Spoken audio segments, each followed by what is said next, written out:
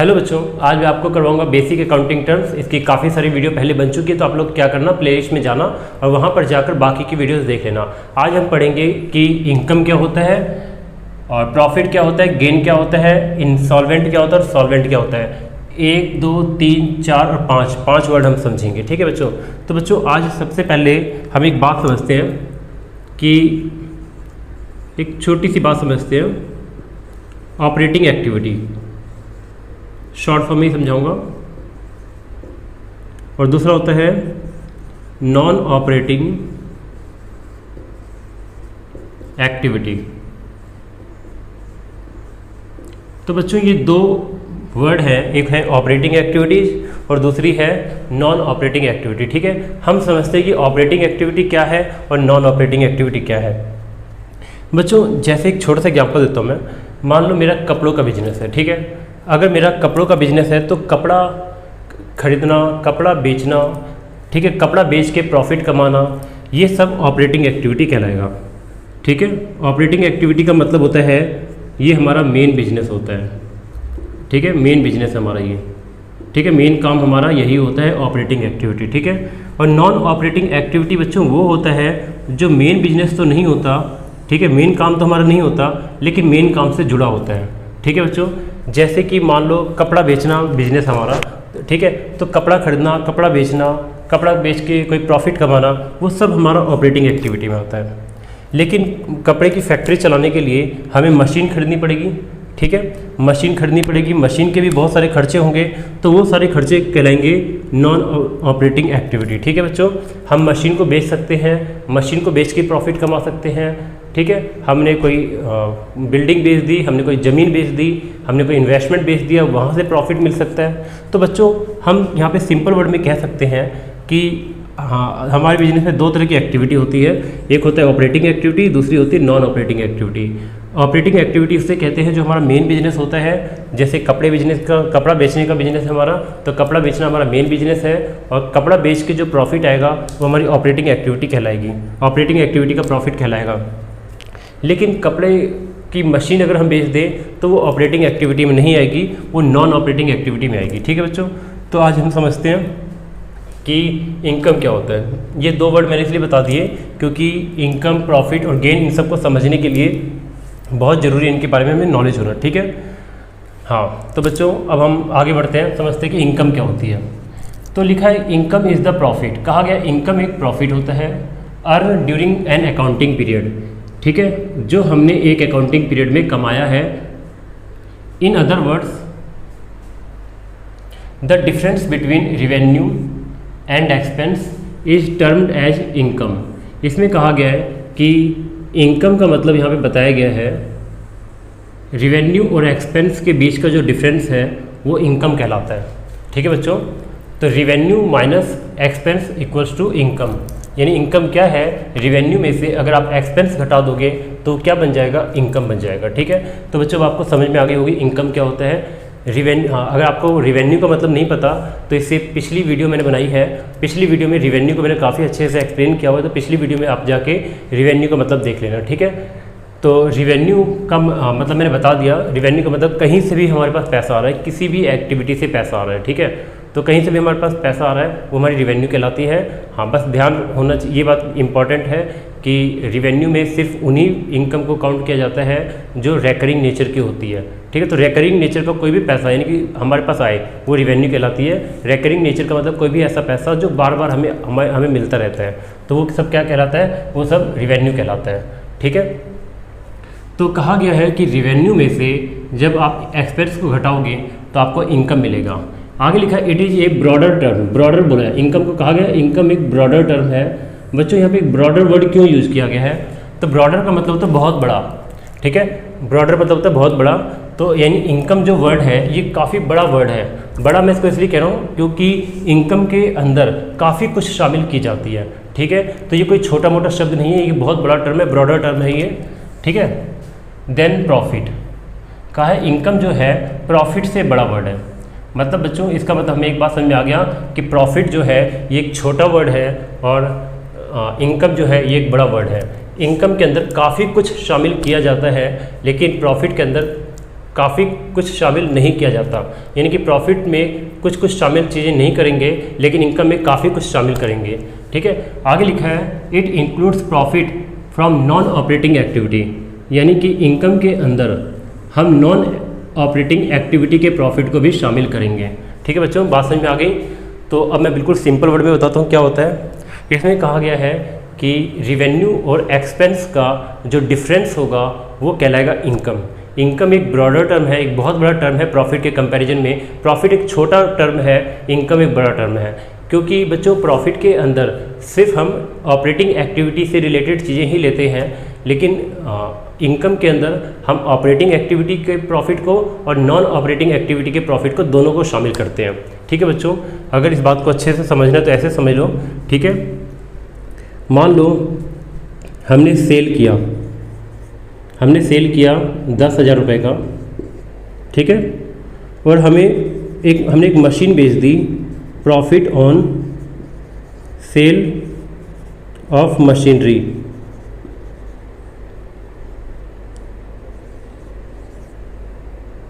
₹5,000। तो बच्चों यहाँ पर देखा जाए तो सेल जो है, हमने गुड्स को सेल किया तो ये हमारी रिवेन्यू, ये हमारा क्या है, ऑपरेटिंग एक्टिविटी है। लेकिन मशीन को सेल किया, profit on sale of machine, machine को सेल करके प्रॉफिट हुआ। तो बच्चों मशीन को सेल करके अगर कोई प्रॉफिट हो रहा है तो ये हमारी ऑपरेटिंग एक्टिविटी नहीं है, ये नॉन ऑपरेटिंग एक्टिविटी है। ऑपरेटिंग एक्टिविटी वो होती है जो हमारा मेन बिजनेस होता है, जो हम बार बार करते हैं, और नॉन ऑपरेटिंग एक्टिविटी वो होती है जो मेन बिजनेस नहीं होता, जो हम बार बार नहीं करते। देखो गुड्स को सेल हम बार बार करेंगे तो गुड्स को बेचना ऑपरेटिंग एक्टिविटी में आएगा। ठीक है, लेकिन मशीन को बेचना हम बार बार नहीं करेंगे, मशीन हम बार बार नहीं बेचेंगे, तो मशीन को बेचना जो है वो ऑपरेटिंग एक्टिविटी नहीं है, वो नॉन ऑपरेटिंग एक्टिविटी है।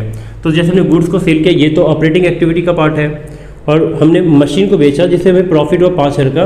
ठीक है, तो टोटल मिलाकर हमें जो रिवेन्यू आई हमारे पास वो कितने की आई, 15,000 रुपये की। ठीक है, अब मान लेते हैं कि हमारा एक्सपेंस जो है वो है 10,000 का। चलो एक काम करो, एक्सपेंस कर देते हैं 9,000 का।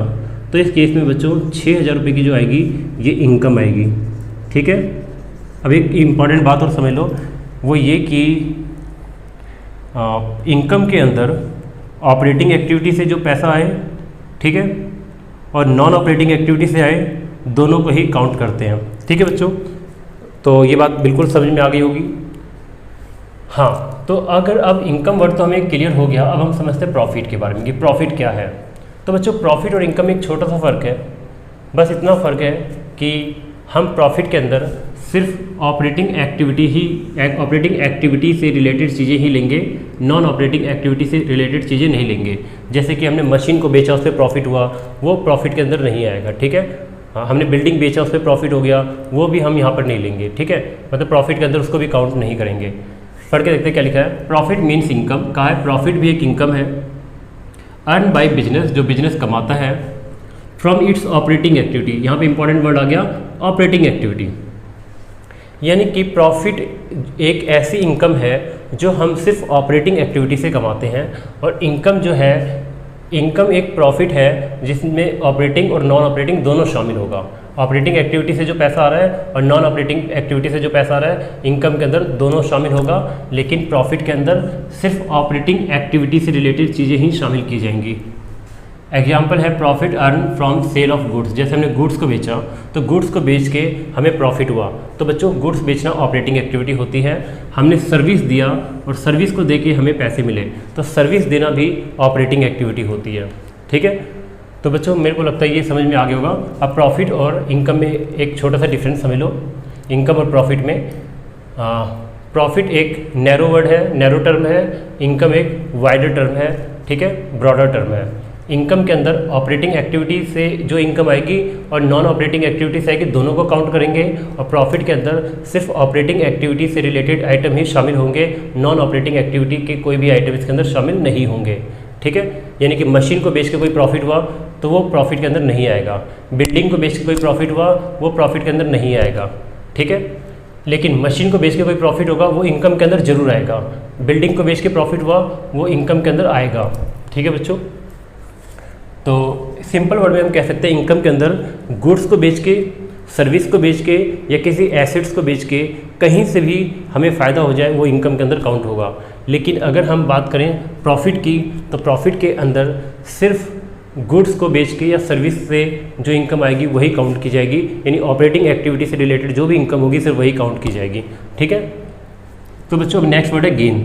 अब बच्चों अगर प्रॉफिट समझ में आ गया तो गेन समझ लेते हैं। ठीक है, गेन भी एक प्रॉफिट है, लिखा है it is a profit. Gain एक प्रॉफिट है that arise from transaction which are not the operating activity.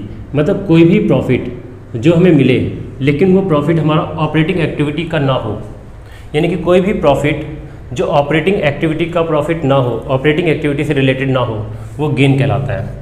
ठीक है, of the business but are incidental to such, हाँ टू इट। यहाँ पे लिखा है कि incidental to such to it, इसका मतलब समझो बच्चों।